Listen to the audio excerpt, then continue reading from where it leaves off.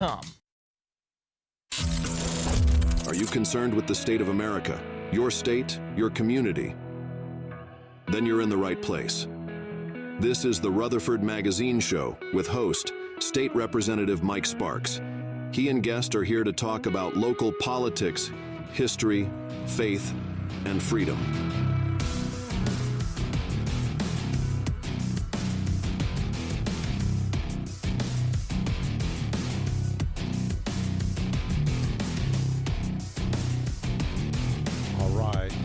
Magazine Show. I'm your host, Mike Sparks. Got a big show tonight, and I think it'll be one of the coolest shows we've ever done. Really do. Before I get into that, in our Sunday school class this morning, we were talking about faith. I thought it was really pretty cool, and it was called confident faith. Confident faith. I thought, man, what's confident faith? Because my teacher, guy teaching it, Dick Peach, Jeff Peach's father, and great guy, and he used to be a police officer, and he was talking about, well, the Bible says you don't have to worry, da-da-da-da-da, and I'm like, man, I worry all the time. I worry about the future of this nation, worry about the next generation, worry about what the future is going to hold for my little granddaughter, Grace. Just found out we got a second grandbaby coming. Yeah. My son, Preston, kind of dropped it in a subtle way at lunch today at my in-laws. He was like, oh, by the way, Morgan's pregnant. And everybody looked like, what?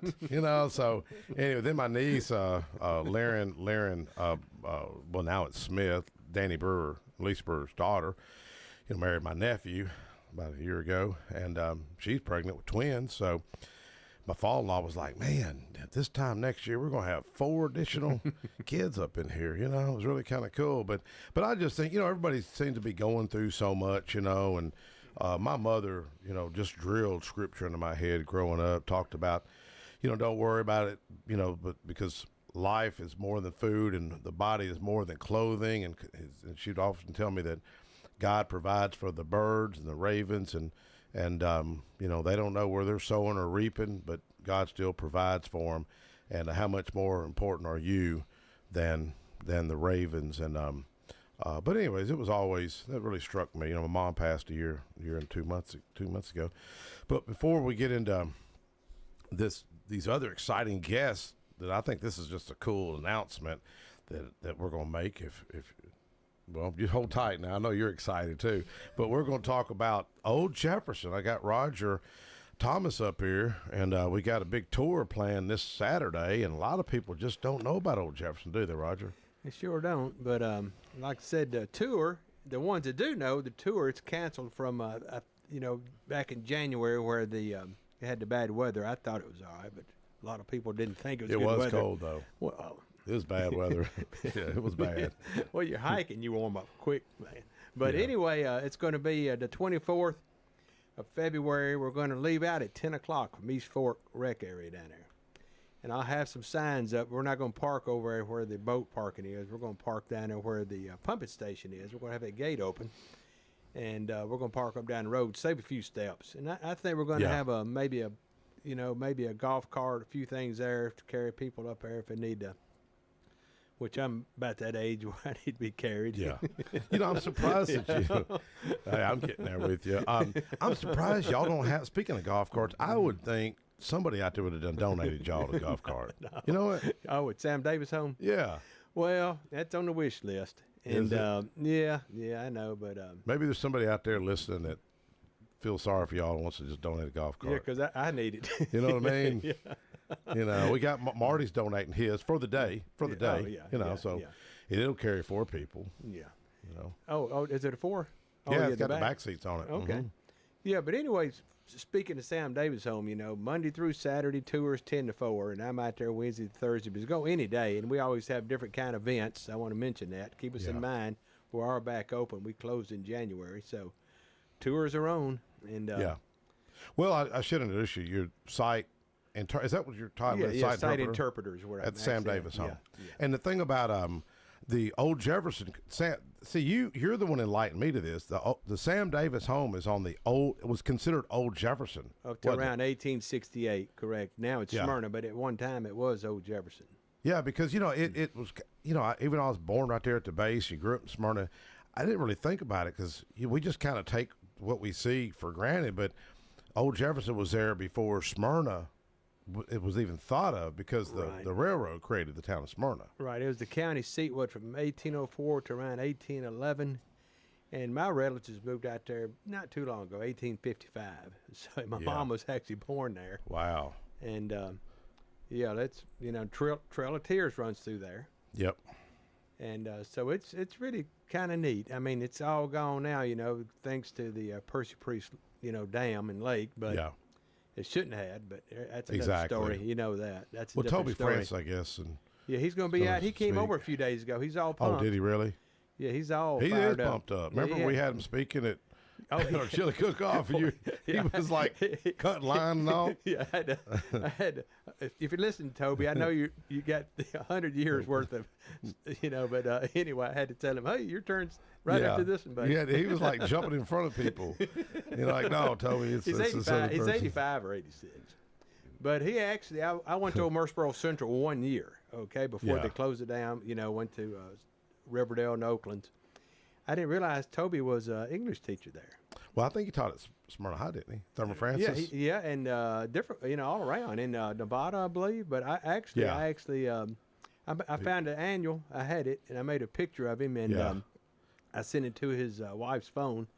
Yeah, he looked like a little really? Kid. I bet he don't. I bet he don't even text. That's 1972. Yes. He texts. Yeah. I thought he had like a flip phone or something. Oh, he does. Seriously, knowing him.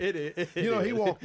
My son, my oldest boy, they just closed on a house over on Clearview, right down the road from him, and I was real proud of my son for getting this, and it was about 20 investors standing there, and I was like, I don't think my son's going to win this auction, but I prayed over that house. Me and my wife went over. We laid hands on that. I mean, I know you don't believe that kind of stuff, but we laid hands on it, prayed over it, claimed it in the name of Jesus, and hey, he won the bid. And but it's got a basement in the house, and my understanding, the guy was in World War II, stationed at Seward. And he hand dug a basement in this house. And Toby came over and was telling us the story. He said the guy needed to dump the dirt, find a place to go with his dirt. And Toby's like 4 houses down. He said, yeah, man, he would carry it over and put it in my yard. And I'm thinking, this is just so surreal. I mean, can you imagine how much this guy learned to blast, I don't know if he was dynamiting or something, but learned to dynamite and blow some rocks out. Could you imagine that in the middle of Smyrna? Some guy's blowing up his basement. That's the story I get, but it's a beautiful home, and hats off to my son for getting his house. But Toby was like, yeah, man, that guy hand dug that whole basement. Yeah. It'd have to take 10 years to do something like that, He was in World War II. Yeah, he was World War II, and he probably knew how to do it, foxholes and all that. They had to know how to do it. But man, that was the greatest generation. Yeah. You know what I mean? Yeah, my uncle, we did that thing at Memorial Day. That's right, because you lost an uncle at Normandy. Yeah. That's right. And they did that thing a couple of years ago at Smyrna. Me and Steve King was actually spokesman for that. Yeah, that was good that y'all did that. Who invited you? Brian Hercules? Yeah. No, that was good. That was sweet of them to do that. It really was. Smyrna's been real supportive. That's of our veterans and those that have fallen, Well, me and Steve, our big thing was just don't forget about these guys. You see these old headstones that's out there, that you forget about. And that was kind of our deal, and they went with it, and, we did the... Yeah. It was all over the... Brian, I think, kind of picked up after, remember Ann Stewart? Ann used to lead all the veterans and memorials, and she's passed. We presented her a nice proclamation. She was getting bad in health, and we were over there at the Maple View Cemetery for Veterans Service, and we thought she was going to be there to surprise her with the proclamation. She couldn't make it, and Chief Bill Culbertson, they literally drove the fire trucks over in front of her house, and I had Rolling Thunder with us, motorcycle group. We had about 40 people showed up at her house, and we presented a nice proclamation. They're both deceased. He was at Seward as well, So you still need a golf cart. Another one. Anything to camp. We could, walk it or try to drive our cars down that. No. Yeah, well, we had a Jeep. Hey, get some of your Jeep I mean, buddies. you know, on we that, probably will have to get permission from. Well, I mean, Saturday they don't work on weekends, do they? just anyways, we keep it on the down low. But Roger Goodson's been good to us. He's the director of CUD, Consolidated Utility District. Did you see him in the paper about 3 weeks ago? He had open heart surgery. Yeah, I'm gonna call him tomorrow. Yeah, call him and open up. Yeah, and it's really a y'all need to come out there. You know, it's really fascinating. The first black lawmaker was born out there. Nobody knows this stuff. Oh, and my nephew Carson, he's flying in from another country. He's coming in from California. I guess we call another country. They're certainly different. You know? He's probably listening. He was on here a month Oh ago. yeah, it was a good show. But he's actually flying in Friday afternoon. And your son's coming? No, Jimmy can't make can't it? come, and neither one of my sons could come. But I think my first cousin's 2 boys are coming. You know, his mom was born right there too, and they. What about your aunt? Oh, she's 95. So She gonna make it? No, She's not. No. We could get her on the golf cart, carry her out there. Oh, she'd try it. I You guarantee know? you. But she actually texted me 3 times today. UT one, the girl. She's a big. Oh, really? Oh yeah. Wow. She texts. Oh yeah. We could probably get a few. I mean, if the Jeep community, Every day calls me. if Yeah. they want or 4-wheel drive, And if she folks she want is to come listening. out, Hello, Aunt Dot. I love you. Really? I told her to listen. we could get a few. I just don't know about backing them trails and all. You know. I know. There's got to be somebody we can call Of and maybe course. start I don't taking have a care of problem. that. Maybe put on a couple of years and have it cleared out a little bit. You know, I had Bob Spivey out there, late Bob Spivey. He was the mayor of Smyrna. And, my friend Tommy Campbell loaned me a big Ranger side by side, and this was years ago. We did a tour. Tony or Tommy? Tommy had the motorcycle shop. Okay. Lakeview Cycles. We were out there, and it's kind of swampy, I guess, towards the old bridge where the road went. And I drove that Ranger down there, and Bob just had knee surgery, and there was an old dog, just a mud of a dog. I guess somebody dropped off, and the dog just got up on the Ranger with us, and I was because Bob was kind of hardcore. He was a lot like Donald Trump, but without Twitter. I mean, he was kind of hardcore. But he's like, yeah, he was kind of like that. But I was wondering, wonder what he's going to do to this dog. You know, like, is he going to be mean to the dog? And he was just kind of that dog. Dog just sat there with us the whole time we were traveling. And I thought I was going to get stuck in that thing. He got stuck back in there for a little bit. And I was like, man, I'm going to have to get the rescue squad to come out here or something, seriously, because how am I going to get this guy? He just had knee surgery, and he was a little on the heavy side, man. It'd been hard to. Yeah. He wasn't going to be able to walk out of there. I mean, I was a nervous wreck, but anyways, we made it out. You know. Good. So you excited for it? Oh yeah. And I was looking at the forecast, 7-day forecast. You know, however accurate that is. Nice Yeah. weather. Nice weather. Yeah. Will it? Let's hope. Let's hope. Well, I appreciate you, Rod. Appreciate what you do. You know, you think we're going to have a bigger crowd than we did at the chili cook-off? I hope so. And I text the guy, the Cersei, the Alan? yeah, Cersei. I ain't got no response. He's a famous author, isn't he? Yeah, and he's You know? he's Now, is he gonna going to do come a to the story first one. on it? I don't know, but maybe one. But he was at the he was going to come to the first one. This second one, I'm not. He's the one that wrote the book. Is it Ghost of Murfreesboro? And I think something about Sam Davis' home. He's wrote several books. You know, we need to get him back up here. All right. You know, well, anything else? Well, no, my man. Like I said, 10 o'clock is when we're heading out. That's not when to get there. You want to get there at 10 o'clock. Get there at 10. Yeah, East Fork, Saturday at the 24th of February. Okay. All right. Well, thank you, Roger. Oh, thank you, man. We're going to take a quick break. We'll be right back.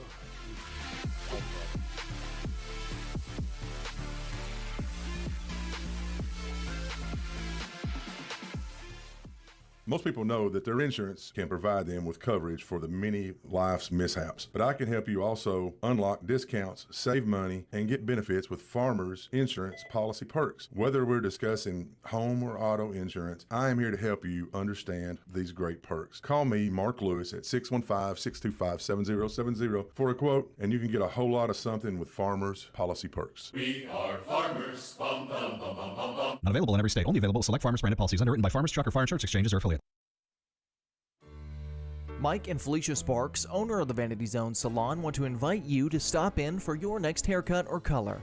Their stylists Michelle, Tori, Tracy, Brandy, Sarah, and Gail offer the best creative cuts and color for all ages, for men and women. The Vanity Zone is located at 732 Nissan Drive in Smyrna, to the right of the Crystals Restaurant. To look and feel your best, visit the Vanity Zone Salon today. Call 615-355-1721 to book your next appointment.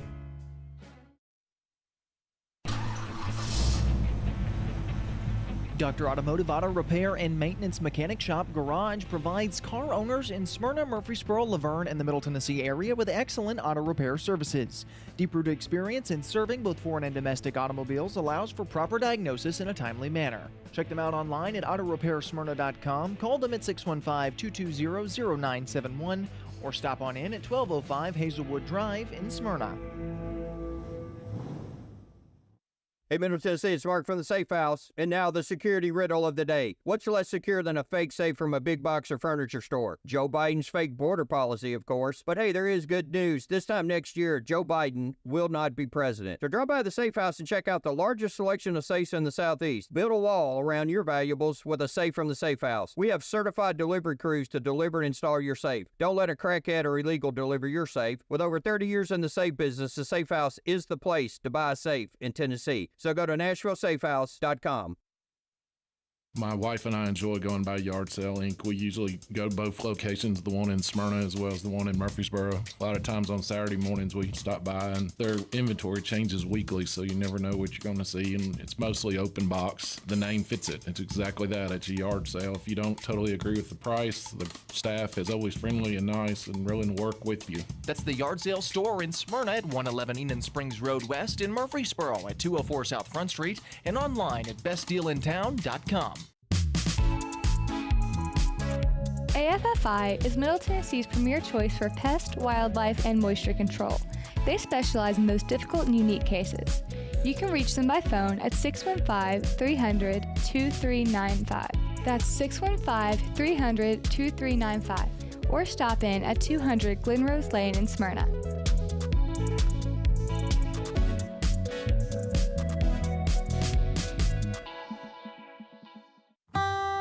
This is Allie Dowenhauer with Isaiah 117 House. Isaiah 117 House provides physical and emotional support for children awaiting foster care placement here in Rutherford County. We are changing the way foster care begins, and those kiddos are brought to our house to hang out and wait for a foster family, and they're given everything they need. We support foster children, DCS, and foster families here in Rutherford County. Visit us at www.isaiah117house.com or visit our Facebook page, Isaiah 117 House, Rutherford County.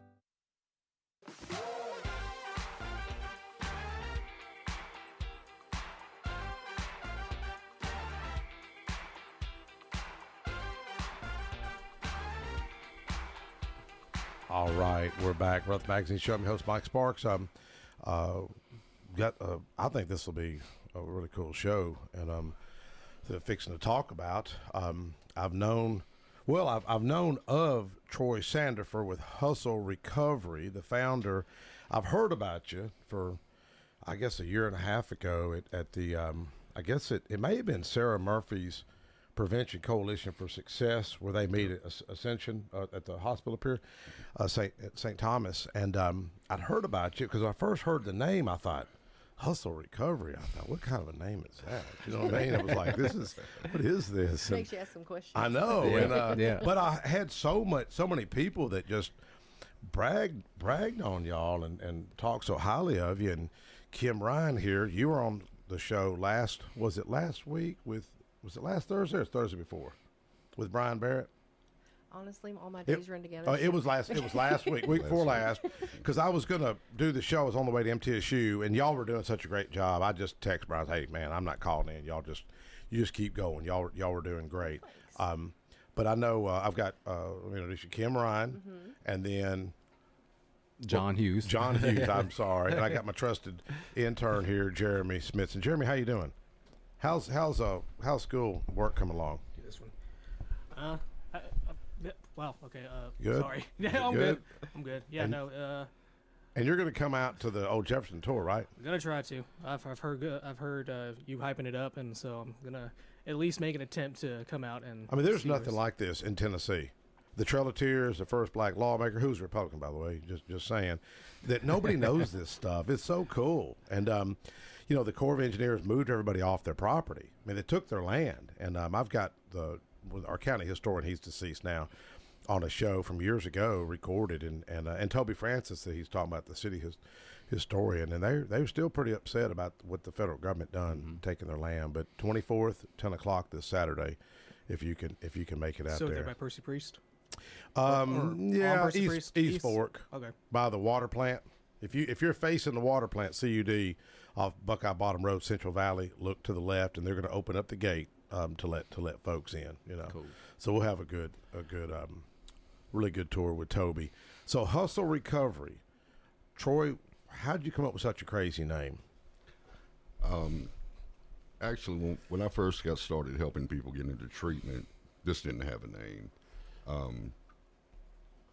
I was just doing this as a way to do service work and keep myself straight.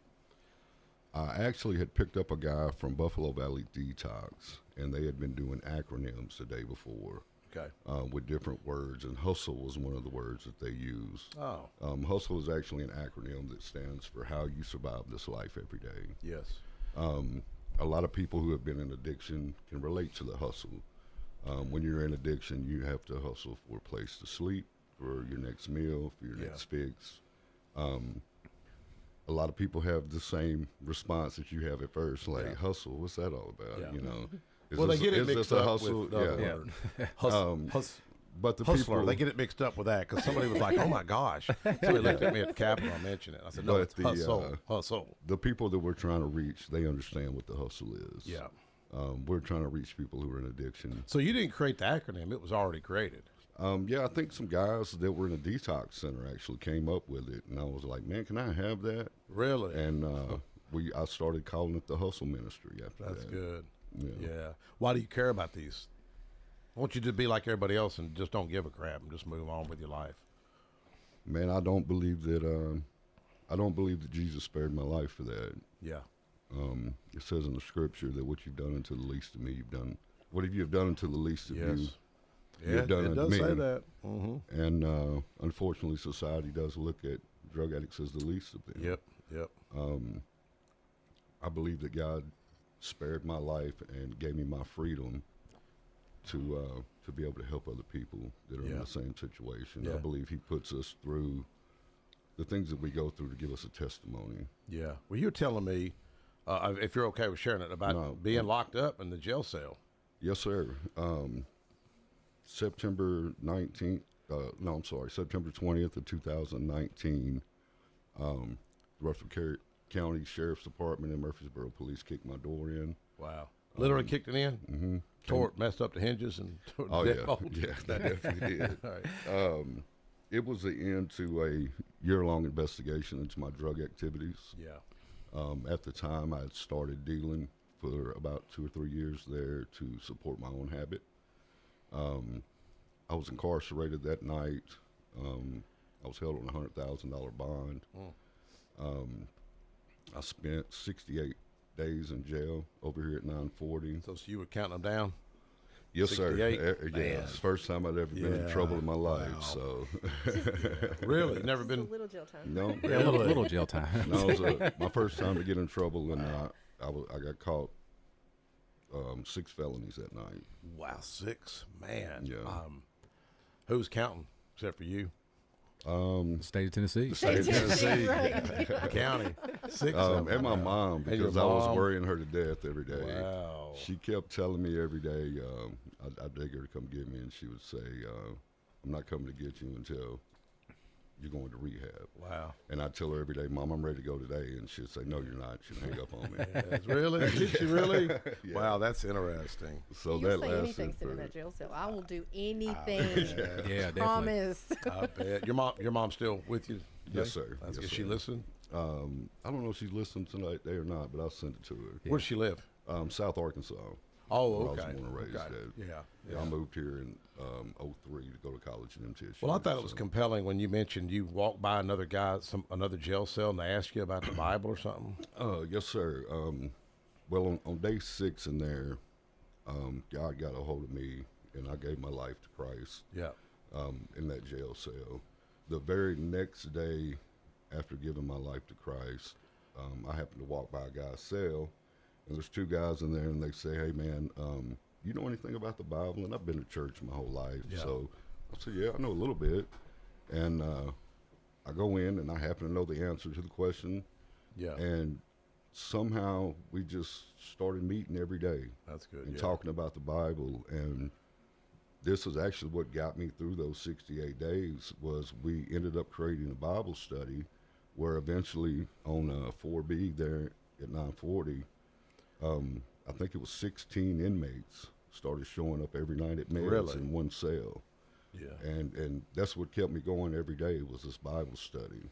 Wow. Well, I remember one person, former elected official, he would always often, I was disappointed in this guy, he'd often say, like, everybody finds Jesus in a jail cell, like you're faking it, you know. What do you say to somebody like that says something like that? They kind of, I mean, in a way, kind of mocking someone's testimony, I guess. I think I'd been a Christian my whole life, I thought. Mm-hmm. I'd been to church.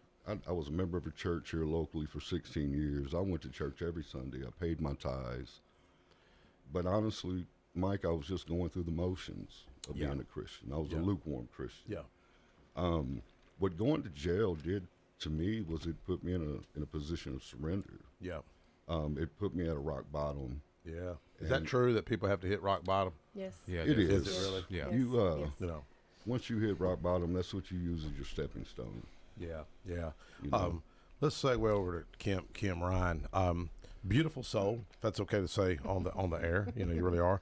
Thank you. And how did you kind of get involved in hustle recovery and all this?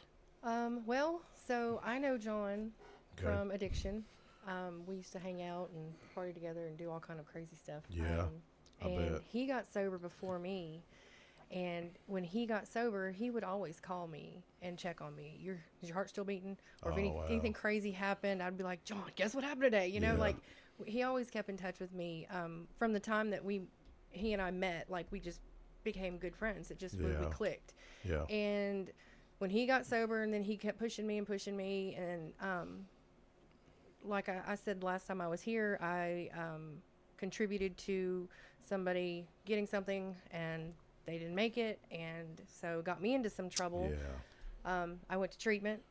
Yeah. Initially, I was like, I'm going to do 30 days. That's all I had Yeah. to do, but I didn't. Something changed in me there. I did 4 months in treatment, and I went to Where'd a you sober go living. for treatment? Where'd you go? I went to Mirror Lake and Freeman Recovery. Okay. They're both in Dixon. Okay. And Who paid for that?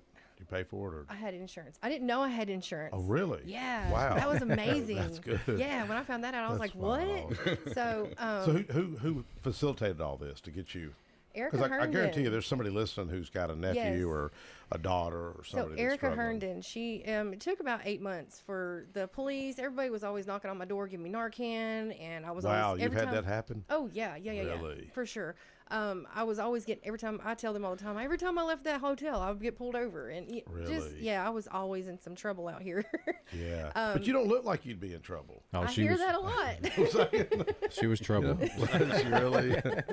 Wow. Yeah, you know, you don't yeah. fit the profile. I mean, you know, No. but you know, we were talking about so faith was a big part of your healing. It was, and like you said, people say everybody finds faith in the jail cell. Yeah. That's not true. Okay. I didn't. I was like, that was my safe place. I was like, ooh, I get to sleep. So I get jail to-" saved you? Yeah, you I think? mean, it did in a way. It gave me somewhere. It saved me from a few overdoses, I'm sure, because I have 13 under my belt. So, it saved me from a few overdoses that I probably wouldn't have made it out of. But whenever I would get out of jail, I didn't go to treatment. I would always hit the road running. Yeah.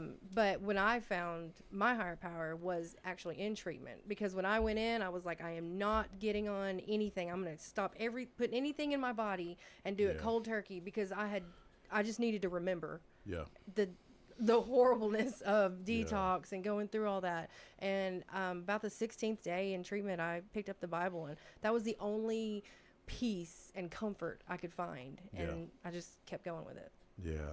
Yeah. Mhm. Let me get your story. Yeah. Go ahead. Hey, I'm John. I'm an addict. You know. Yeah. No. I think I found hustle recovery, man. I've heard about it. A lot of my friends were involved in it. My clean date's December 16th, 2020. So I got involved maybe 2 or 3 months after that. Yeah. How do you? It's interesting that everybody knows certain dates like that. Yeah. Yeah. So Why great. is that? You never forget that. That's Really? the last day I picked up. Yeah. You know, Yeah. that's That's a big date, you know. That's the day you saved your life. Yeah. Yeah. You know, So so your It's life like your really began rebirth. again. yeah. Your rebirth. So I mean, I got involved. Me and Troy became great friends, and man, we had the same passion of really trying to help people, man, and especially people like me, Kim, and Troy. You know, we understand where they're coming from, and you know, Hustle Recovery was an outlet for me to try to save some of my friends at first, you know. Yeah. And it did. I mean, I brought a lot of people from the streets to sobriety. You were our number one recruiter for a long time. I mean, they say change your people, places, and things, but I just brought my people to sobriety. You know what I'm saying? Yes. Yeah, you'd be like, come on to Hustle, Kim. I'm assuming all of y'all have lost some friends, probably. Oh yeah, a lot. Yeah. You know, relatives. Yeah. Yes. You know, yeah, A lot. it's sad. Because you went to Blackman High School, right? Was it I Blackman? was the first class to graduate. Really? Yes. But I mean, a lot of folks. Very proud of that. A lot of folks. I think I shared with y'all. I had to do a funeral just, I think, 3 weeks ago. And the young man was 30 years old, and we think it was fentanyl related. And Man. you know, it's just sad. Then we had a guy at church just today stand up, and I think his niece that was 30 years old, they think overdosed. You know, and it's just heartbreaking. Yeah, you man, know, you can't have fun on the weekends anymore. You know, it's No. not. You can't do that no more. Can't You know, test it's anything anymore. everything's got fentanyl in it, and it's just killing a generation. You know. yeah. Okay, I think we got a caller. Caller, go ahead. John, Troy, how y'all doing today? Josh. How you doing, buddy? I'm doing great, man. How y'all doing? We're doing good, man. Sitting here with Representative Mike Sparks, talking about hustle. Awesome. I'd like to put some input in if that's okay. Yeah, go please ahead. do. Yeah. Go ahead. Can you hear us? Yeah, I hear you. Yeah, go ahead. All right. So my story started out, I was in jail, and I'd heard about Hustle Recovery already before I went to jail. And I was in jail. I worked out a deal with the judge through my attorney. I went through Buffalo Valley, and I heard a ton of good things about Hustle Recovery at Buffalo Valley. I met Chris Nicholson, which is basically the only friend and family that I have now besides the Hustle Recovery team, John, Troy Sanford, Kim. Basically, I got released from jail. Kim came and picked me up. Went to Hustle Recovery. I completed their program at Hustle Recovery. They got me a job at Rogers, slinging trusses. So I worked through that, worked through the recovery program. Basically, Hustle Recovery gave me a new lease and opportunity in life, man. And I would highly suggest that anyone that wants to try recovery and give it a shot and they're serious about it, they go see Troy Sanford, Kim, and John. Yeah. Basically, the program completely changed my life. Before I had basically no hope. You know, I was 42 years old. I've served in the military. I did 10 years in the military. And, you know, man, I was just lost. Lost myself in my addiction. Messed up a great relationship. You know, just drugs and alcohol, man. Something baffling and powerful. And I let it run my life. You know, finally I got sick and tired and decided to do something about it. Yes. You know, with the help of John, Troy Sanford, Kim, and the whole team at Hustle, you know, and God, I was able to change my life.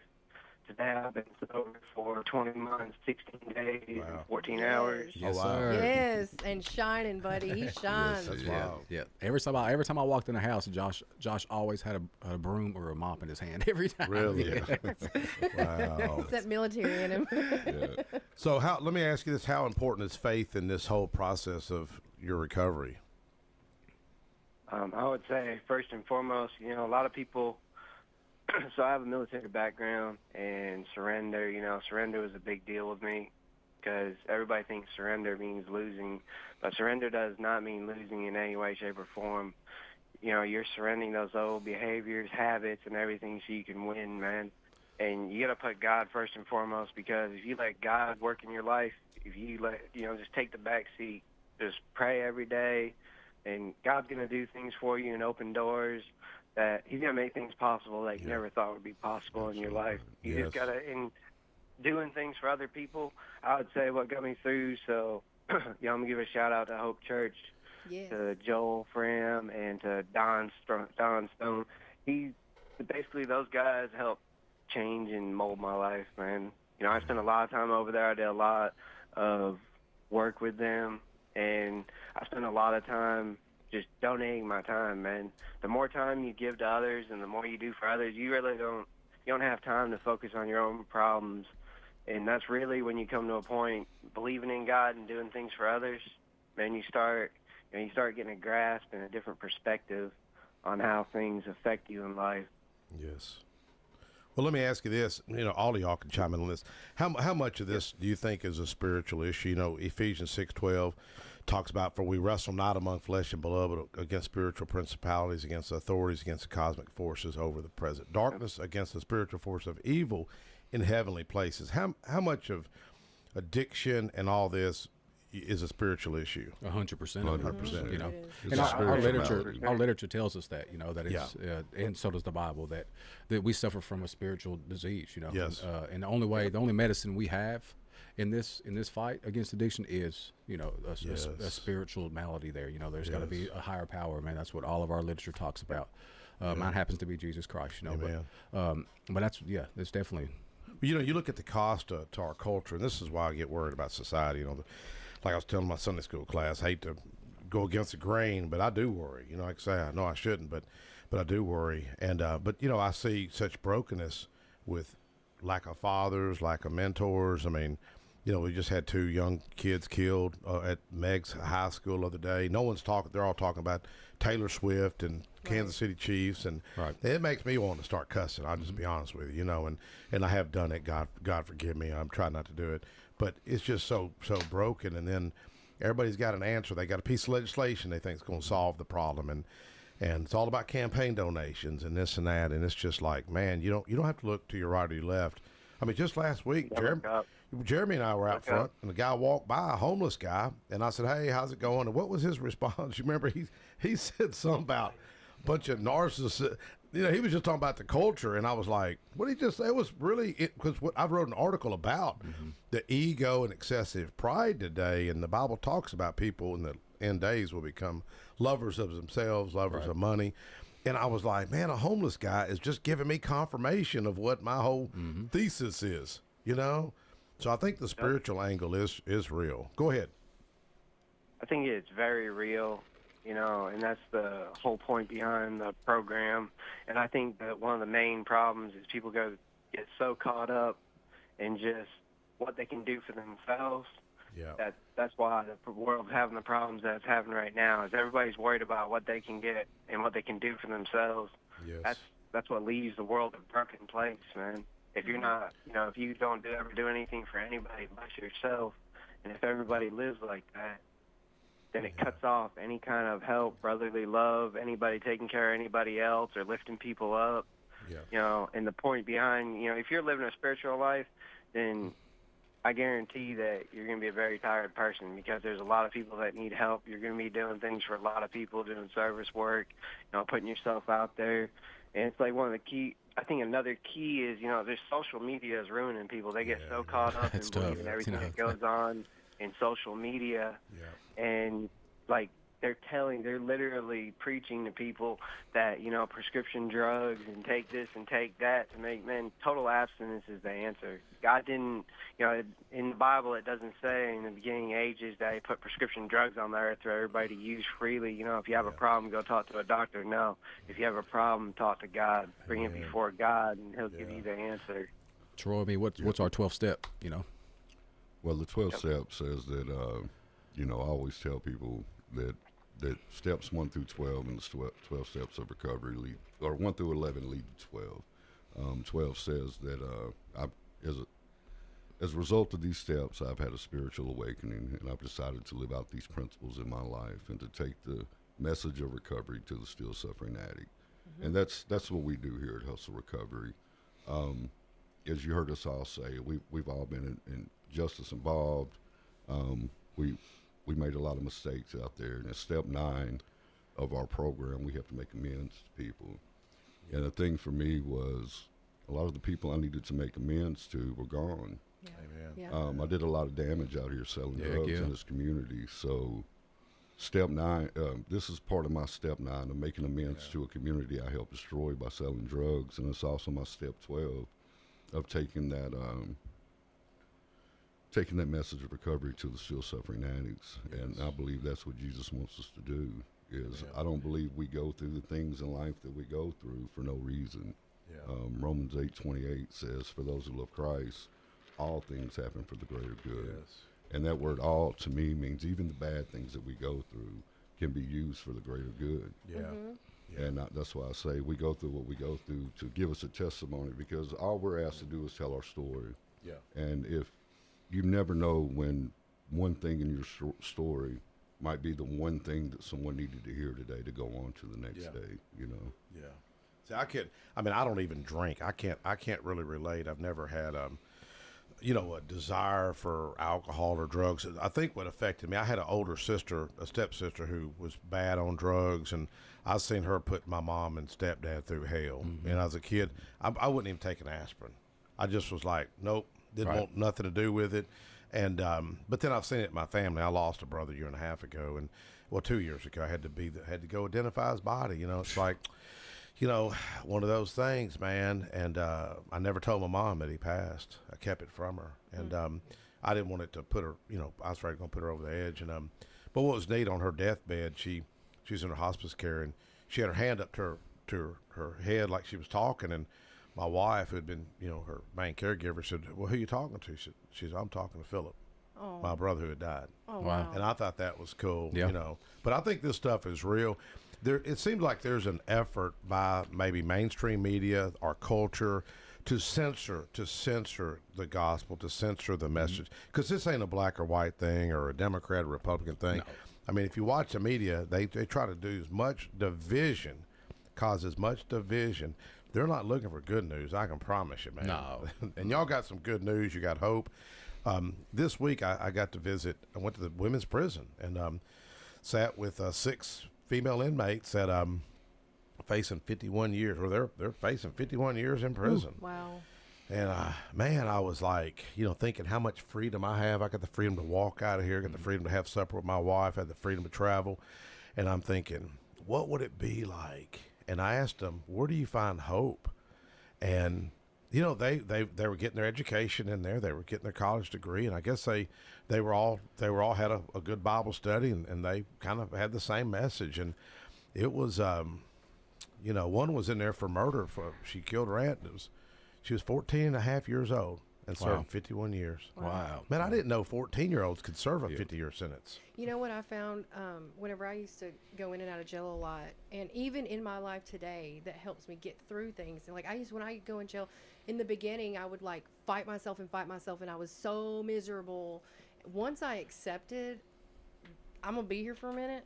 Yeah. Once you accept what is, it helps. It helps. Yeah. And that's the only way I can think that those people were able to, you make the best of what you have.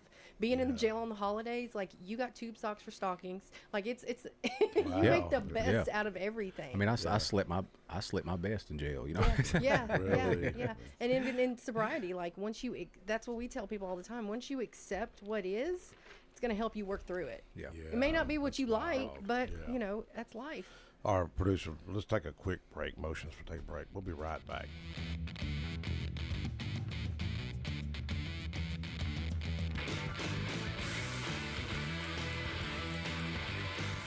Most people know that their insurance can provide them with coverage for the many life's mishaps. But I can help you also unlock discounts, save money, and get benefits with Farmers Insurance policy perks. Whether we're discussing home or auto insurance, I am here to help you understand these great perks. Call me, Mark Lewis, at 615-625-7070 for a quote, and you can get a whole lot of something with Farmers policy perks. We are farmers. Bum, bum, bum, bum, bum, bum. Not available in every state. Only available select Farmers branded policies underwritten by Farmers Truck or Fire Insurance Exchanges or affiliates.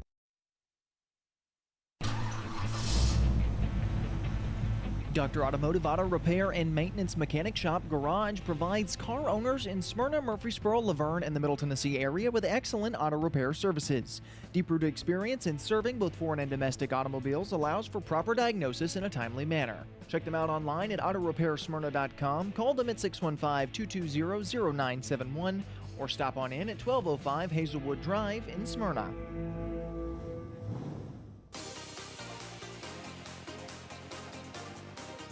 Hey, we're back, Rutherford Magazine, talking hustle recovery. And I need to get this good news out before I forget, okay? You want to talk about I'll let you talk about it. You were in the office today. We met for the first time, 2 weeks ago? Yes, sir. And, man, we were talking about fundraising. See, I don't raise money hardly, but the Lord provides. He provides. He And does.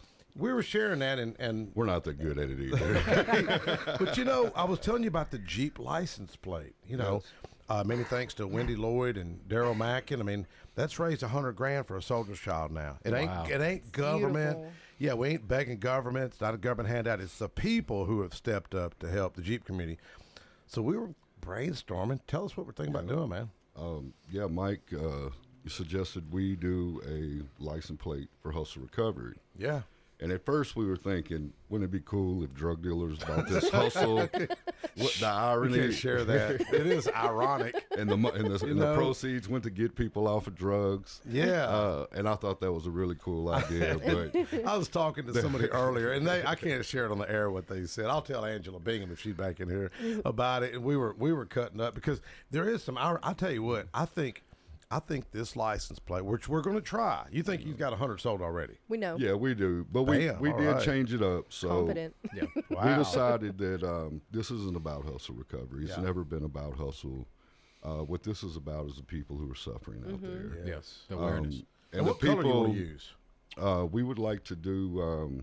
We want to do the purple ribbon. We want to make this about overdose awareness. Yeah. With the rallying call. So it'd be a purple tag or?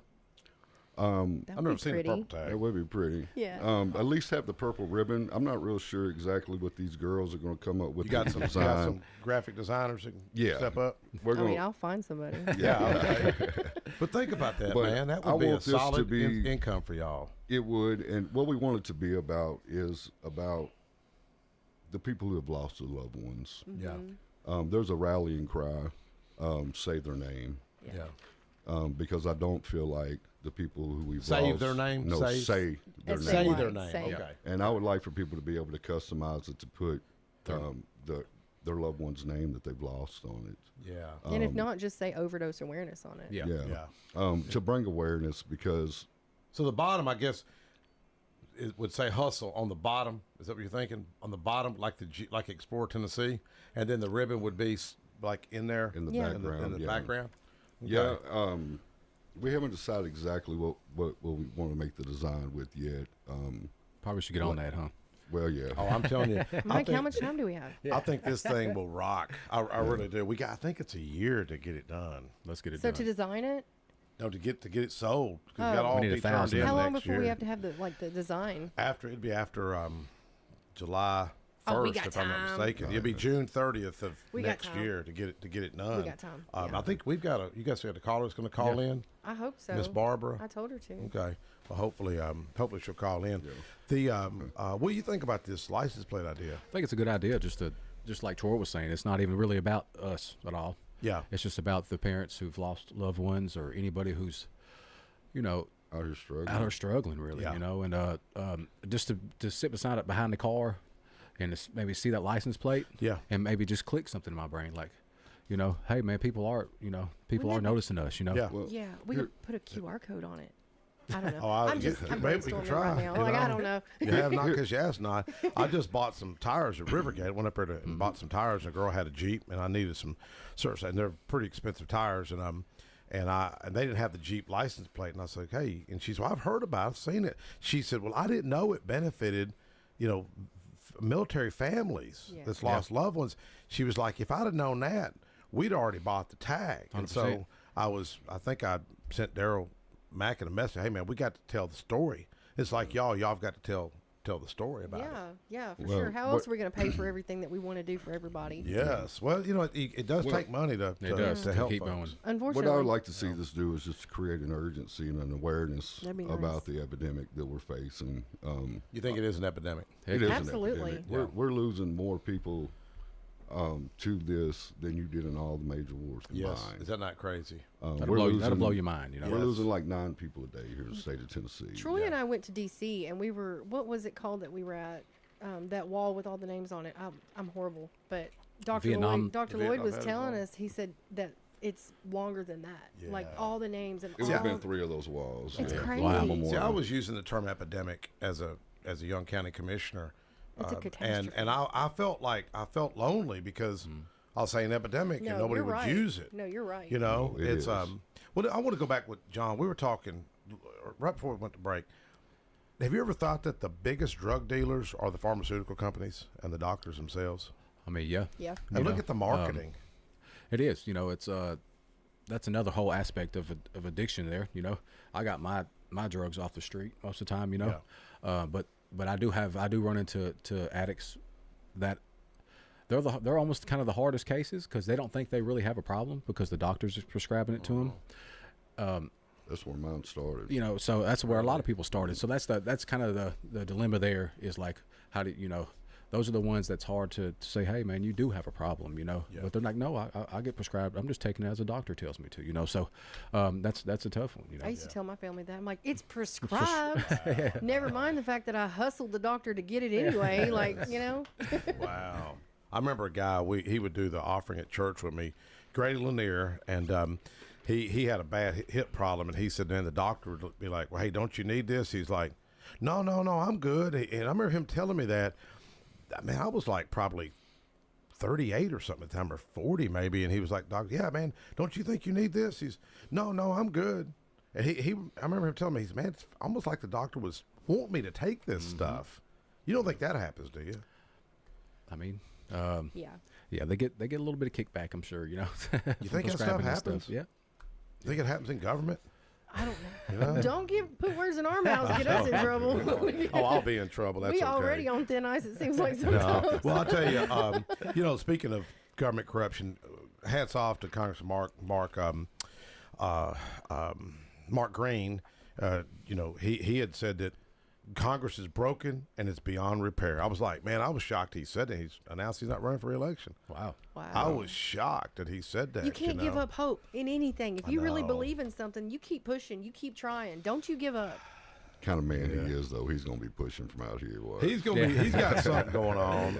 I hope so. I'd like to get him up here on the show. A friend of mine's real close with him, and I was shocked when I'd heard that he wasn't seeking re-election. I mean, a lot of folks think he's going to run for governor. You know, not sure, but then pharmaceutical companies donate a lot of money to people in Congress and the Senate. You know. Yeah, they do. I'm going to tell you what. A lot of money. We made them give up a whole lot of money with this. Oh yeah. Well, lawsuit. let's go into that real quick. Just shout out to Chairman Craig Harris that seemed to be convicted to help y'all. He has been very convicted. We got some amazing politicians here in Rutherford County. Absolutely. And more and more people at the state are coming on board too. You know, we won some lawsuits against the pharmaceutical companies for this opioid epidemic. The state of Tennessee will be receiving over $1 billion in the next 18 years. The only thing I don't like about it is it seems like there's no sense of urgency. I don't know if the people who sit on the council at the state level just haven't experienced addiction or lost someone. The numbers are just numbers to them. It feels like they're just still kicking it down the road. Well, do you want to share your friend's frustration? Because you text me about your friend's frustration. Is he okay with that, or do you think he'd want to lay low on it? You know? Maybe right now. Maybe right now. A little late. Maybe later on. But he wasn't cussing or nothing, was he? Oh yeah. Oh, was he? Was. Okay. He was upset. It's just a you know, our council only meets every 90 days. Yeah. And we've got hundreds and hundreds of people that are dying here in our state in those 90 days. Rutherford County is one of the few counties who have actually went to work and done really good work getting the money out and actually touching people's lives who are in need. At the state level, it hasn't been so great. They have a really hard. They're really caught up on procedure, and they're just not getting money out to the people that need it. Where's the oversight? Do you know who they kind of mental health and the Department of Mental Health Subsidies? No, actually, it's the AG's office. Oh, is it? Yes, sir. Yes, sir. My former campaign guy works there. Yeah. He just sent me a message. He seen where I was up in Old Hickory, and he's like, man, you should come by and stop talk to him. He's up there working for them. Yeah, just get us that information. I mean, there needs to be accountability, from I would love to see as many of you legislators as possible to show up at the next abatement meeting in Knoxville on the 18th of March. Mm-hmm. Yeah. We'll be there. We'll be there. Yeah. Definitely. If you'll call people, it's always good. And if you've got any food, they like to eat, so just barbecue. We'll definitely feed them if they come down. We surely will. Hey, man, Chick-fil-A. Yeah. People are all about that. Jesus Chicken got us a lot of stuff. That's true. My friend Sherry Jackson, by the way, with Hugs. I don't believe so. She's been on the radio with me a couple of times. Sherry, remember me telling you about the woman that had the dream? She was literally in prison. She had a dream she was going to get in prison on her birthday, and she went before the judge, and she said, she told the judge, like, today's my birthday. Like, I had this dream going to prison on birthday, and he was like, I don't know nothing about that, And they went to look. Never got to try that line. Said they went. I think she had some other outstanding warrants or something, and she said they disappeared. They couldn't find them, and she got a prison on her birthday. Wow. They knew those 6 women. They knew who Sherry was because she helped folks like transition out. But she grew up straight out of, in Chicago. Lived a rough life, and bless her heart, she's very passionate. She went out, finished her degree, and in fact, I talked to Bernard Salandy. Did y'all ever know Bernard that run the jail, Rutherford County Jail? I remember him. Big old guy, yeah, like 6'2", yeah, 320. He called me just the other Slandy, day. yeah. He's got a good heart because I remember him telling me that Sheriff Truman Jones said, "I want you to take over the jail, like do this jail ministry," and he was so confused. He's like, "Jail ministry? Like, I don't got a Bible. What am I doing?" But he had just lost his daughter a few months earlier, and he thought, "Man, there's almost 1,000 men in here and women that I could touch here," and that's what got him involved. That's awesome. We just got a few seconds. Troy, Kim, John, thank y'all so much for coming up. We'll have you back. Okay. Yes. Thank you. Thank y'all. Thank you, Jackson.